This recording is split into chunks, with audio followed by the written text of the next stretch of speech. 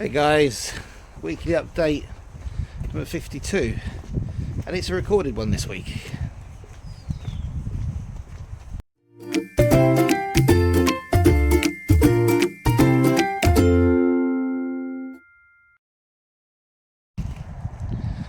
Right, so weekly update number 52, and sadly I can't do it live this week, but we'll be live back on next week. But I did want to put something out there for you guys which are following me and us up sticks, because it's done really well, the weekly updates this year, 300 views for each one.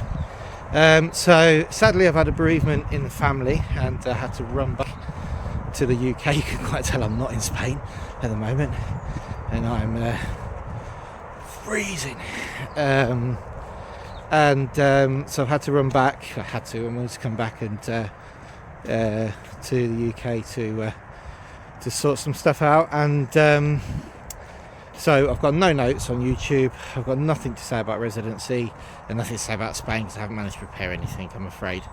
But so just off the top of my head, really, it's just what I wanted to talk about, and it's probably not when you are looking forward to moving to Spain, it's not something that you want to think about. It's coming back, is it? Everything's focused on the move out, but it's brought home to me what's happened this week, how important it is also to be prepared to come back when you need to, just in case. You never know. So I've been in Spain 25 years, and there was pretty much, I was 21, moved over, parents were young, grandparents were, youngish, as well. You don't think about people getting older and people passing on, but it does happen, and that's what's happened to us this week. And it was an emergency trip back, really. Needed just to get back as soon as I possibly could. And I have to say, having the infrastructure in place and the mobile apps and everything, we just live in an amazing world, don't we, at the moment? I know that some of the low-cost airlines get a lot of stick because sometimes they're late, blah blah blah blah.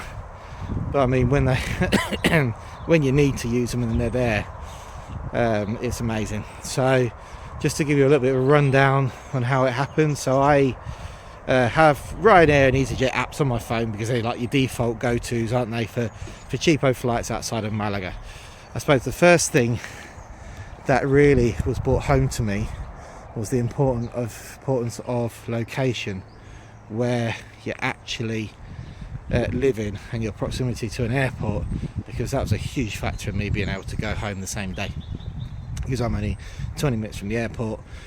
Malaga has a good drop-off policy. That just wasn't a problem, and I suppose when people move to Spain, that's something that you need to consider.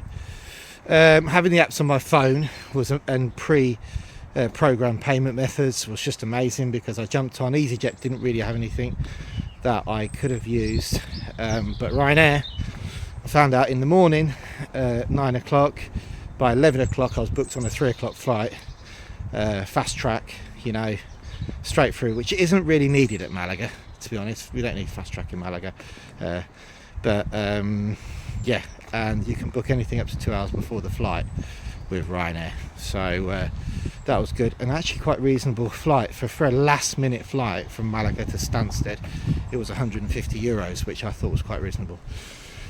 Having the Trainline app on my phone as well was very handy, because as I was travelling I just jumped on to see what trains were available, and it turns out there was a connecting train from Stansted to Peterborough, where I am now, 50 minutes after the flight, which is a little bit of a risk, but there was one after that as well, and it was just a tenner, believe it or not. They do very wildly, this train line, from Peterborough to Stansted, or Stansted to Peterborough, can be anything from 50 quid to 10 quid, but I was lucky and got that.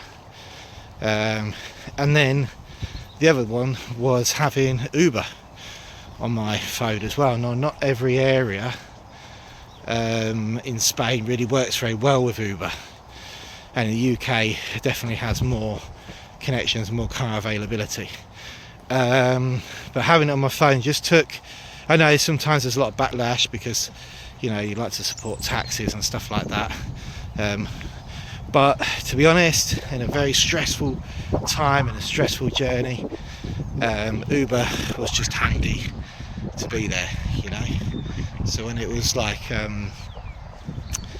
when you're not really thinking and you just need to get somewhere and you can see there's a car a minute away and it's all prepaid and it's safe, then you know that was great. So I just Ubered it from the train station, and really within, well, it was, I left at 3 o'clock and by quarter to 8 I was here in Peterborough. So yeah, that's great. Having those sort of things on your phone, I think, is a good idea. Also, maybe having a little emergency bag ready. Yeah, I just didn't really get my act together in that sense. So I had to run and just I ended up grabbing my camera rucksack, which was ridiculous because, you know, that just wasn't prepared. So having, you know, if you do an emergency travel rucksack ready to go back if you need to run back is good. And also if you do have somebody in the UK who, you know, family friend who would be your point of contact, or a family member, when you do go back, you know you're always going to stay there, maybe having a little drawer there prepared as well with stuff in it like scarves and hats and everything, because I just didn't even come with a jumper. So again, good news is we're very close to some shops. I could run and get one quickly, but maybe having a little bit of stuff prepared in the UK for emergency trips is a good idea as well. And aside from that, not really a lot else to say today. There's only one other thing that I wanted to say as well was, I mean, you can Google all processes, can't you? But if you haven't got knowledge of processes in the UK, which I don't have any, which would have come in very handy before I actually got here, because I've never researched it, and evidently at some point something's going to happen that you might need to know what to do in the event of someone passing. Having that knowledge, you know, having the links to the right places to get that knowledge is a good idea. So Jane saved me, and I've got family here who support everything, so I'm very, very lucky to have a lot of support around us all.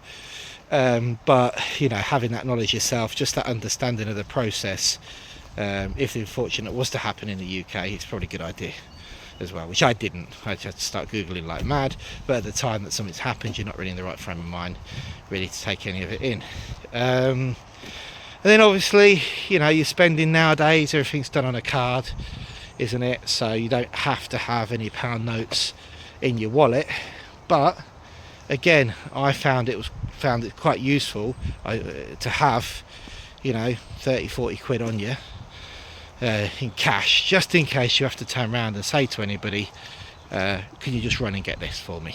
You don't really want to give them your card or your phone. You know, in my case, I haven't even got my card with me, I just ran with my phone, and my phone's got all my cards from my phone. So having a bit of cash on you, if you just need to say to somebody, snip and get me this, could be anything, could be just you know, a beer from the shops or anything, you know, packet of biscuits because people are coming around to the house, you know. But so yeah, I think having cash in your wallet or cash in your bag you prepare ready to go is a good idea. So all right then, well, we're going to be back next week, weekly update number 53, back to the old format hopefully, and I'll be telling you all about residency. I'll be answering all the YouTube comments, which you've got some lovely ones this week. Thanking people for the coffees that you've been buying me, because I've got a few coffees bought this week, and also talking about Spain. And I've got a few nice shorts videos when I was flying the other day, so I'm going to get those out as well. And yeah, thanks for watching. Sorry it's not a live one this week, guys, and we'll all catch up for weekly update number 53 next Sunday.